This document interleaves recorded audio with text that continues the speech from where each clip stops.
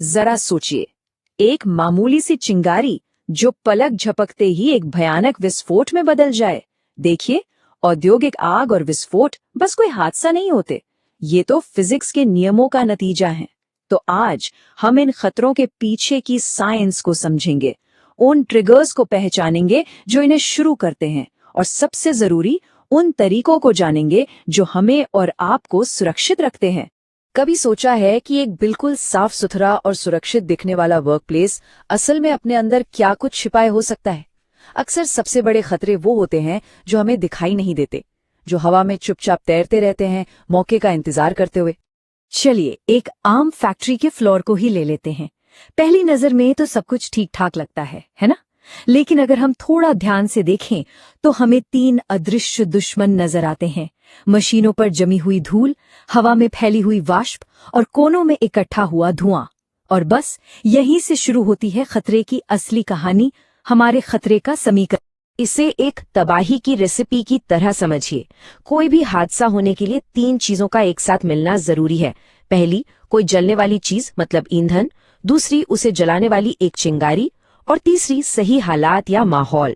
जब ये तीनों एक साथ एक जगह पर आ जाते हैं तो एक बहुत ही खतरनाक स्थिति बन जाती है।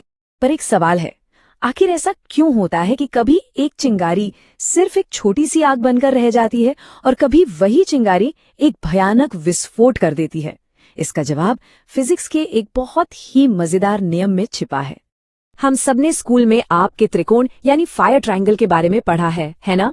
ईंधन, ऑक्सीजन और एक चिंगारी, ये तीनों चीजें आग लगाने के लिए काफी हैं। लेकिन एक विस्फोट के लिए हमें 2 और चीजों की जरूरत होती है। पहली, ईंधन के कणों का हवा में फैलना, जिसे डिस्पर्जन कहते हैं, और दूसरी एक बंद जगह, जिसे कन्फाइनमेंट कहते हैं। बस यही 2 एक्स्ट्रा चीजें हैं जो एक काबू की जा सकने वाली आग को एक बेकाबू तबाही में बदल देती हैं।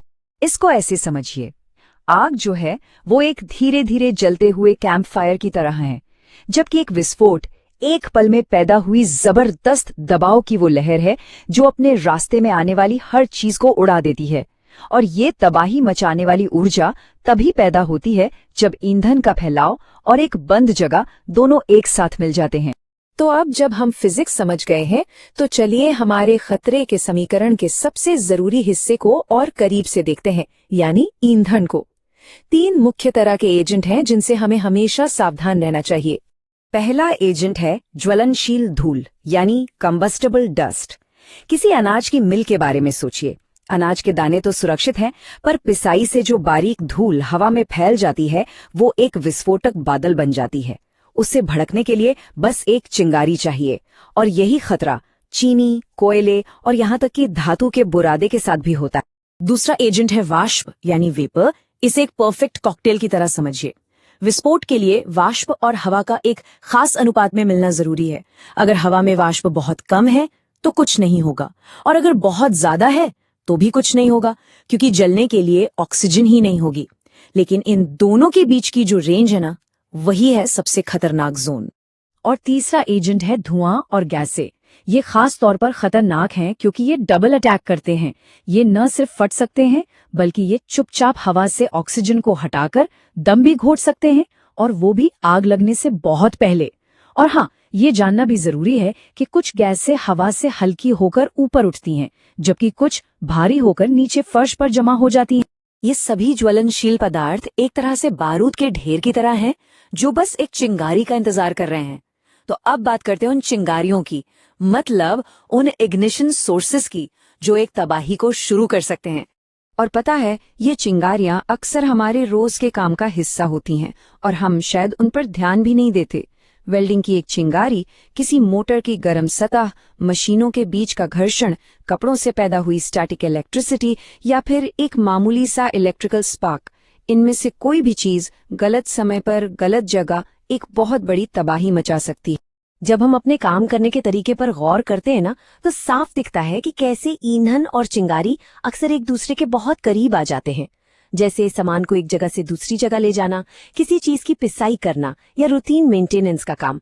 ये सभी गतिविधियां खतरनाक हालात पैदा कर सकती हैं और अक्सर हमें इसका पता भी नहीं चलता।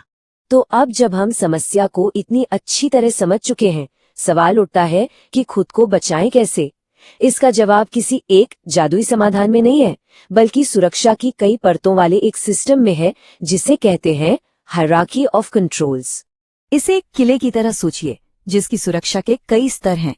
जो सबसे बाहरी दीवारें हैं वो सबसे मजबूत और भरोसेमंद होती हैं, और जैसे जैसे हम अंदर की तरफ बढ़ते हैं, सुरक्षा के घेरे तो होते हैं, पर वो उतने भरोसेमंद नहीं होते। सुरक्षा की सबसे मजबूत दीवार है इंजीनियरिंग कंट्रोल्स। इसका सीधा सा मतलब है कि खतरे को सिस्टम के डिजाइन से ही बाहर कर देना। ये लोगों की सूझबूझ पर निर्भर नहीं रहता, बल्कि सुरक्षा को सिस्टम का हिस्सा बना देता है। जैसे कि एक स्मार्ट वेंटिलेशन सिस्टम जो खतरनाक गैसों को खुद ब खुद बाहर निकाल दे। सुरक्षा की अगली परत है एडमिनिस्ट्रेटिव कंट्रोल्स। ये हमसे और हमारे काम करने के तरीके से जुड़ी है। मतलब काम करने के लिए साफ साफ नियम बनाना, जैसे परमिट सिस्टम, साफ सफाई का सख्त शेड्यूल और तय प्रक्रियाओं का पालन करना। ये सब इसलिए ताकि हम खुद ही खतरनाक हालात ना पैदा कर। और बिल्कुल आखिर में जब बाकी सब कुछ फेल हो जाए, तब जाकर नंबर आता है पर्सनल प्रोटेक्टिव इक्विपमेंट यानी पीपीई का। ये समझना बहुत बहुत जरूरी है कि पीपीई कोई जादुई कवच नहीं है। ये हादसे को रोकता नहीं, सिर्फ उसके असर को कुछ हद तक कम करता है। इस बात को गांठ बांध लीजिए। सिर्फ पीपीई पर निर्भर रहना एक खतरनाक और अधूरी सुरक्षा रणनीति है। असली सुरक्षा खतरे को जड़ से खत्म करने में है, ना कि सिर्फ खुद को उसके असर से बचाने की कोशिश करने में। आखिर में बात हम लोगों पर ही आती है। दुनिया का सबसे अच्छा सिस्टम भी उतना ही अच्छा होता है जितने उसको चलाने वाले लोग। सुरक्षा कोई संयोग नहीं है, ये एक सचेत फैसला है जो हम में से हर एक को हर दिन हर पल लेना पड़ता है। इतिहास ने हमें बार बार सिखाया है कि सबसे बड़ी आपदाएं अक्सर छोटी छोटी चूकों से ही शुरू होती हैं।